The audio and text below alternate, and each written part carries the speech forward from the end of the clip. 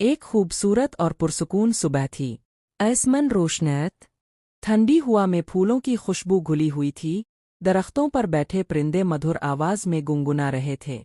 ندی کے کنارے شبنم سے بھیگی گھاس دھوپ میں چمک رہی تھی، جیسے زمین پر چھوٹے چھوٹے موتی بکھرے ہوں۔ اسی حسین صبح میں دو ننھے دوست ہنستے کھیلتے وادی کی طرف نکلے۔ دونوں کی عمر تقریباً 5 سال تھی۔ ان کے کپڑے نیلے رنگ کے تھے اور ان کے گھنگھریالے سیاہ بال ہوا میں جھومتے تھے۔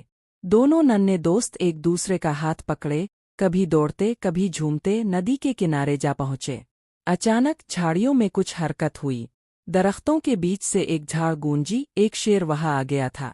دون نندوس تدمرا شرن ایست اندونینی نندوسی طرف براتا۔ دونوں نے ایک دوسرے کا ہاتھ اور زور سے پکڑ لیا۔ ان کی آنکھوں میں ڈر آتر آیا اور دل تیزی سے دھڑکنے لگا۔ اسی لمحے آسمان سے ایک خوبصورت پری زمین پر آتر۔ اس کے لمبے چمکدار سنہری بال ہوا میں لہرا رہے تھے۔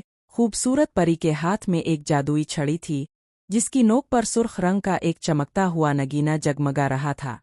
خوبصورت پری نے نرمی سے مسکراتے ہوئے اپنی جادوئی چھڑی بلند کی اور پیار بھری آواز میں بولی، اے جنگل کے راجا، ان معصوم دلوں کو خوف نہ دے، محبت کی طاقت سے واپس لوٹ جا۔ اچانک شیر کی آنکھوں میں نرمی آ گئی۔ وہ راگ گیا، اس کی آنکھوں میں آنسو آ گئے۔ ان کو دیکھا، پھر خاموشی سے واپس جنگل کی گہرائیوں میں چلا گیا۔ دو ننھے دوست خوش ہو گئے اور خوشی سے تالیاں بجانے لگے۔ تھوڑی ہی دیر میں وادی کے دوسرے بچے بھی وہاں آ گئے۔ سب کے چہروں پر حیرت اور خوشی جھلک رہی تھی۔ خوبصورت پری نے سب بچوں کی طرف دیکھ کر کہا، اربو، ہمیشہ ایک دوسرے کی مدد کرو۔ جب بھی کوئی مشکل میں ہو تو ساتھ دینا، کیونکہ سچی طاقت دوستی، محبت اور ہمدردی میں ہوتی ہے۔ یہ کہتے ہی پری کی چھڑی سے روشنی نکلی، پھر پری ایک مسکراہٹ کے ساتھ آسمان کی طرف اڑ گئی اور سورج کی کرنوں میں تحلیل ہو گئی۔